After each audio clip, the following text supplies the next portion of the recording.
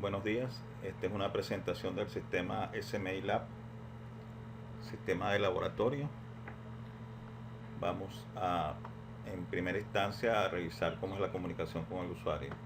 Arriba pueden ver que se muestra el nombre del sistema, la versión y el usuario que está conectado con la base de datos que está conectado y el país donde está conectado. Esto es así porque el sistema tiene la capacidad de estar instalado en diferentes sitios. Luego tenemos un pequeño menú muy típico de las aplicaciones Microsoft Windows,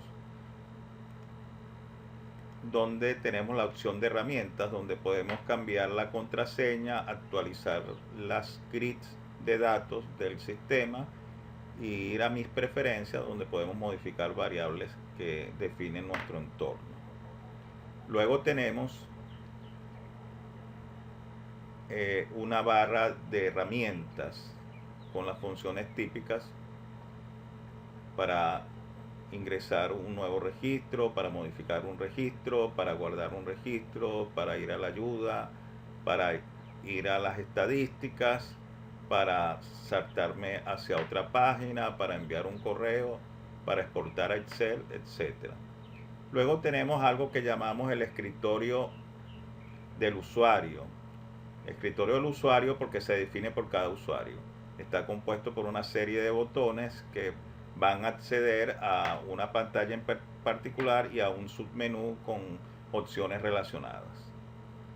Como dije, este escritorio se configura para cada uno de los usuarios según las operaciones que realice en el día a día. Abajo tenemos un panel de navegación y a la derecha el lugar donde se ubican las pantallas donde hacemos el trabajo. El panel de navegación está compuesto por dos nodos. El nodo principal, donde podemos ver todas las funciones a que está autorizado trabajar el usuario, o sea, donde tiene permiso para trabajar. Y tenemos un nodo que llamamos el nodo actual, donde se coloca el submenú que activamos cada vez que le damos a un botón del escritorio rápido. Por ejemplo, si yo le doy aquí al botón métodos del escritorio, el sistema abre un submenú con opciones relacionadas con métodos y abre también por default, por defecto, la pantalla de ver métodos. Si yo doy, por ejemplo, a muestras planeadas, va a ser lo mismo. Abre la pantalla de muestras planeadas para consultar la información de muestras planeadas y muestra el submenú relacionado con las muestras planeadas. Ahora un poco vamos a explicar cómo está conformada la forma donde hacemos nuestro trabajo. En principio, toda forma de consulta va a tener al menos dos carpetas. Una carpeta a buscar donde tenemos una serie de campos por donde podemos buscar la información. Además tenemos un check que es muy importante que se llama recuperar todos los registros, que permite en casos excepcionales recuperar todos los registros que están en la base de datos.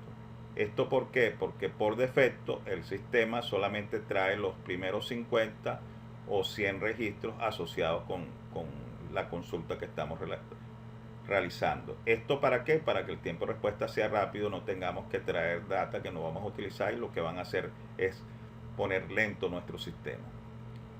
Luego tenemos una carpeta que la llamamos la carpeta del objeto, que va a variar de nombre de acuerdo al objeto que estamos consultando, si es muestra, si es equipo, si es una especificación, si es un método. En este caso es el plan de muestra. Si yo le doy buscar, él me trae la información de esos 50 primeros registros y yo puedo ver la información del plan de muestra, que es el objeto asociado. Si yo voy al método, vemos que el objeto asociado es método, le digo buscar y me traen los métodos recuperados y la carpeta métodos. Ahora hay otra cosa que es importante comentar acá, que hay carpetas hijas del objeto que son comunes a lo largo del sistema. ¿Cuáles son? La carpeta parámetros. La carpeta parámetros permite extender campos del objeto. Por ejemplo, si yo tengo un campo que no esté en la tabla de métodos, yo podría definirlo, eso en función de las necesidades de la empresa, y yo agregar ese campo a nivel del parámetro. Aquí puedo tomar, por ejemplo, la fecha de edición y la puedo agregar. Luego tenemos otra que es común para todos los objetos, que es el comentario. Yo puedo hacer un comentario sobre este método.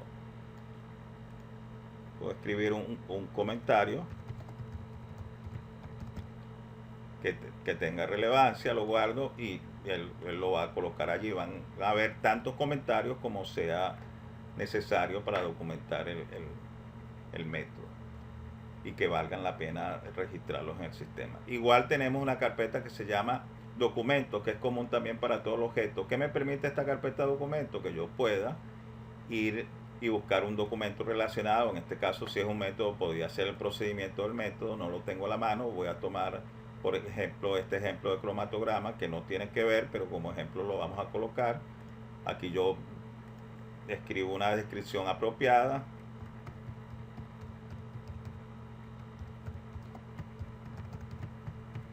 Le doy una clase de documento. Pues vamos a decir que es un documento simplemente y le digo, aquí fíjense, esto es importante, lo puedo almacenar en la base de datos, que es almacenamiento binario, o externo, es decir, en una carpeta del dominio, o puede estar en algún lugar de internet, que es un link para que chequee. La otra cosa que puedo decir es si el documento va a ser público, es decir, si todo el mundo lo puede ver, o si es un documento seguro que tiene que tener permisos. Y esos permisos se dan por función y por usuario. Vamos a guardar esto. Y vemos que ya tenemos el documento aquí anexado. Si le doy doble clic, podemos ver el documento. Evidentemente, para ver el documento, el PC donde esté el cliente del SMILab debe tener la aplicación que permita abrir el tipo de documento. Esas son las carpetas, digamos, que son comunes a todos los objetos. Luego van a haber otro tipo de carpetas que ya van a variar según el objeto que estemos consultando. Para seguir con las cosas que son comunes, ahora vamos a hablar sobre las estadísticas. Si yo hago una búsqueda, yo puedo hacer una estadística sobre esa búsqueda. Para eso le doy a la opción estadísticas y gráficas. Él debe tener definido por qué campos puedo hacer la estadística, en este caso de muestras planeadas. Yo le voy a decir que me busque por material y él me recupera todas las muestras planeadas que hay en el sistema. Por material yo puedo ordenarlas por cantidad o por nombre, por cualquiera de las dos columnas. Si yo quiero ver la gráfica, le digo aquí ver gráfica y vemos la gráfica. A esta gráfica le puedo poner etiquetas. Le puedo decirle que nada más me coloque el nombre y si marco aquí valor es el nombre más el valor, o sea, las cantidades encontradas. También yo puedo ver los datos, incluso aquí, por ejemplo, Truvia frasco, yo puedo ver esos datos, dice que son 3, yo le digo ver datos y aquí me muestran los 3 métodos asociados a la truvia. Incluso estando aquí yo puedo hacer una estadística sobre esa estadística previa que yo hice y yo le puedo decir búscame por sitio de muestreo o por, vamos a decir, por estatus, y me trae 3, es decir, todas están activas, todas tienen el mismo estatus. Yo puedo incluso aquí ver datos y ver la gráfica. Vamos a regresarnos. También estas gráficas tienen diferentes tipos de posibilidades de mostrarla. Puede ser una gráfica de líneas, puede ser una gráfica horizontal o para la más común, que es la vertical, que es la más apropiada para este tipo de gráficos. Vamos a cerrar esto porque estamos hablando sobre lo que es común. Abajo podemos ver que en caso de que hagamos una gráfica de línea, podemos tener vemos las 3 desviaciones estándar, tanto a la izquierda como a la derecha, y vemos el tamaño de la muestra, toda información estadística relevante. Otro ejemplo que es importante y es común para todas las pantallas es la exportación a Excel. Si yo estoy autorizado, tengo que tener el permiso, yo puedo exportar la información de esta pantalla, de esta grid, de la grid principal. Yo le digo aquí exportar a Excel, él me dice qué campo quiero exportar, yo le digo por ejemplo método, la norma y el estatus nada más. Le digo ejecutar, él me va armando el Excel, y aquí ya lo tengo, fíjense, yo lo puedo guardar o lo puedo cerrar y ya trabajarlo según mis necesidades. Bueno, esta es la primera presentación que hacemos sobre el sistema, sobre las interfaces con el usuario. En la próxima presentación veremos más detalles sobre el mismo. Hasta luego.